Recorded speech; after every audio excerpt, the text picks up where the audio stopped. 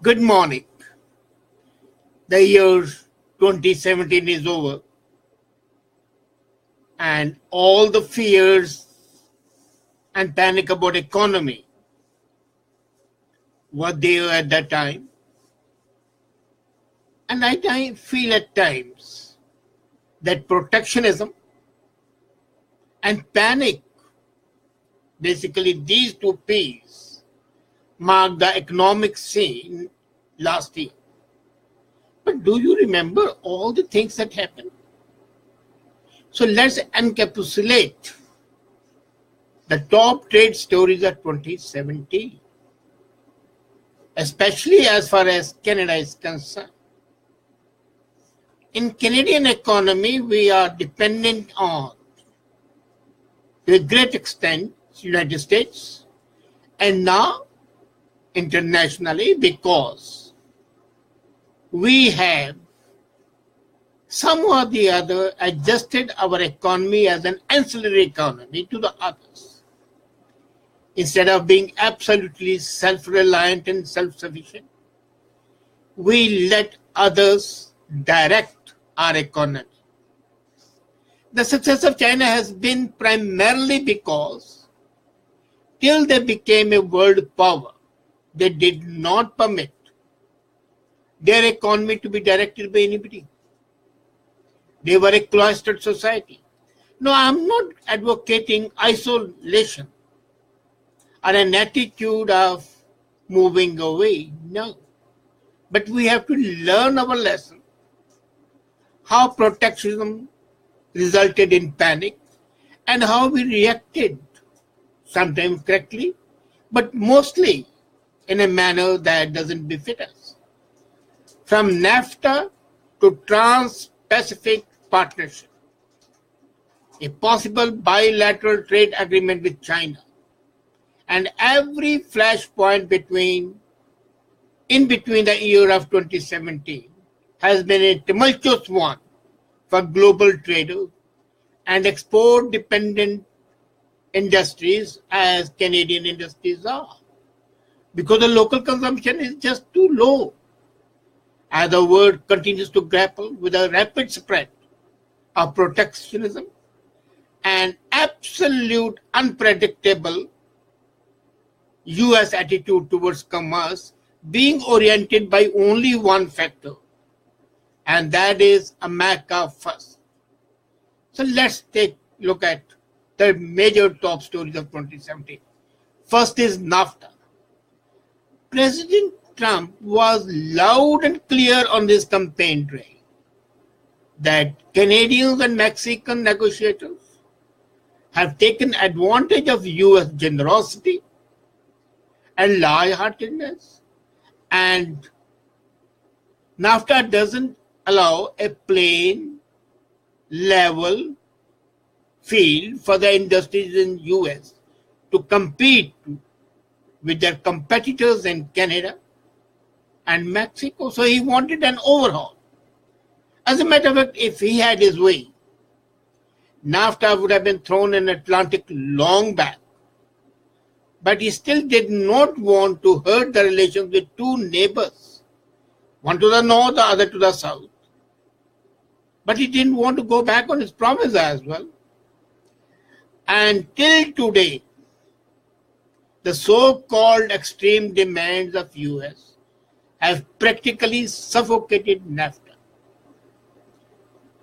And the real threat, the threat that USA might any day withdraw from NAFTA and throw NAFTA agreement to the sharks, remains a distinct possibility. As a matter of fact, as late as December 4, our chief negotiator clearly said that we are now thinking what would happen if US withdraws from NAFTA. And when the chief negotiator, Steve, made this statement, it sent a shiver down the spine of all the industry, especially those that are connected with US, like auto industry. American demand is at 80% parts of the auto industry must be manufactured in one of the three countries. At present, what Canada is doing is importing about 45% of the parts from countries like China and India. And USA doesn't want that. He wants those manufacturing facilities in North America, in USA, in Canada, or in Mexico, and there's nothing wrong with that. As a matter of fact, the Canadian officials are struggling hard so that some or the other they can enter into an agreement that might be a win-win situation. But the US president has very clearly given an order. Now, American demand about the procurement and the rules of origin for automobiles are valid, but then we have got to understand.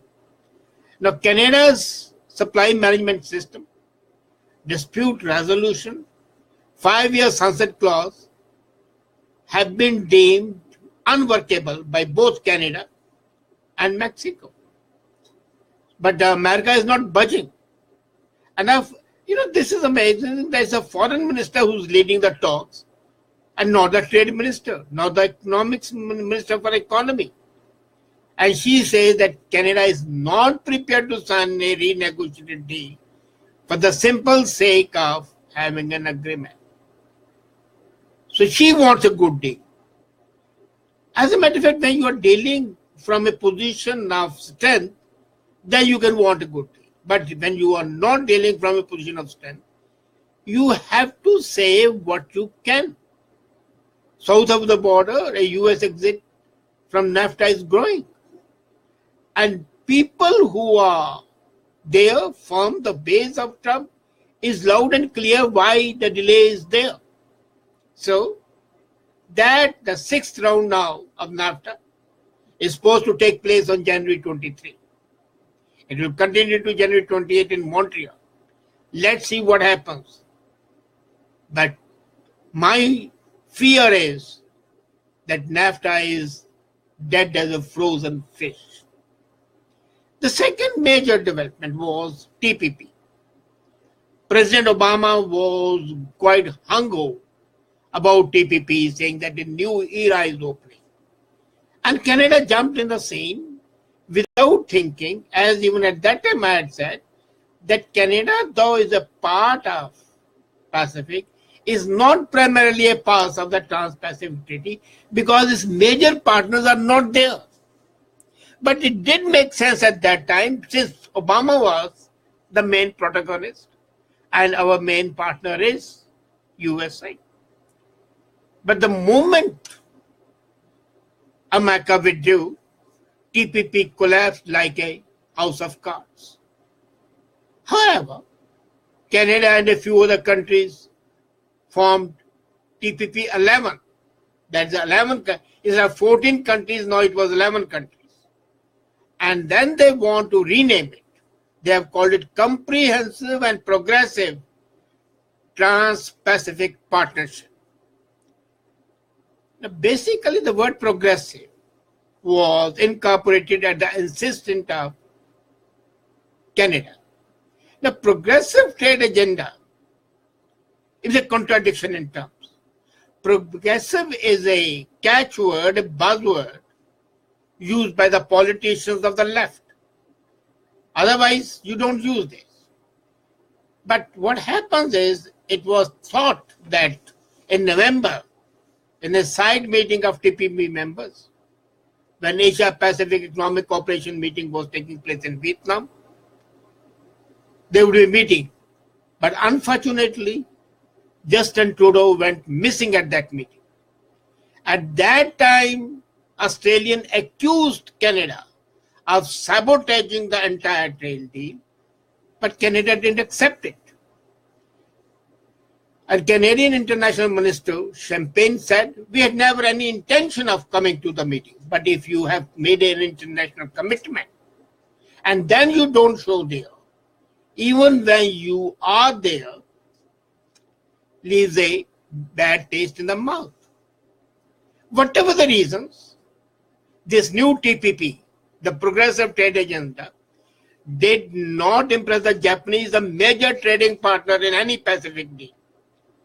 Japan is an economy which affects all the trade in Pacific, and they have said that they will have a TPP without Canada. Now look at the, irony. Canada annoyed Trump by saying that Trump is making a mistake and I will spearhead TPP. And now those people say they want a TPP minus Canada. So you have annoyed both sides.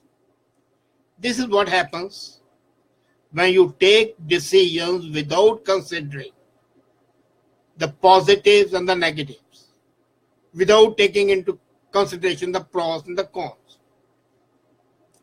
Now, Japan is not there, USA is not there, the New Zealand is not there, Australia is not there. The major 4 economies have said no. The only main economy there is that of China and South Korea. And when it comes to the basics, even South Korea would leave. So, are you the follower of China? Well, looks like that, because the major concern of USA has been a free trade with China.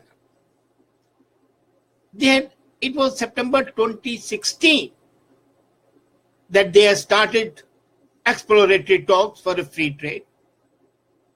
And then Prime Minister Justin Trudeau went there recently, and they could not succeed, not even issuing a verbal communique that they want to have a deal. China very clearly told Canada that they are not interested in a free trade agreement with Canada. And in November itself, there was uncertainty in the complete spectrum of Canadian business community whether this free trade would be signed or not, and if it is signed, would it be able to resolve all the non-trade barriers between China and Canada. The regulatory hurdles are too many. And meanwhile, what is happening is that there is a high risk of undermining NAFTA trade if we continue our exploratory talks with China. Even as recently as 3 days back, USA had criticized China for its trade policies. And then Canada has an issue. Canada is vocal on human rights issue, and China's human rights issues are very well known. So how can you reconcile your so-called values for the sake of a free trade agreement that may not happen at all? And then comes another export commodity, which is one of the mainstays, that is lentils, pulses. Normally when we talk of the export, we talk of the cars, we talk of the computers, we talk of nuclear power, uranium and things like that, forgetting that Canada exports to India alone $4 billion worth of lentils every year. And now there is a problem, there is a jinx. New Delhi has slapped a tariff of 50% on Canadian things because the Canadian lentils are not fumigated properly. Now, India buys pulses from 3 countries, France, Canada, and USA. It gave a 6 months time to France and to USA and 3 months period to Canada. Why? Try to understand it. Trade always used to follow the flag.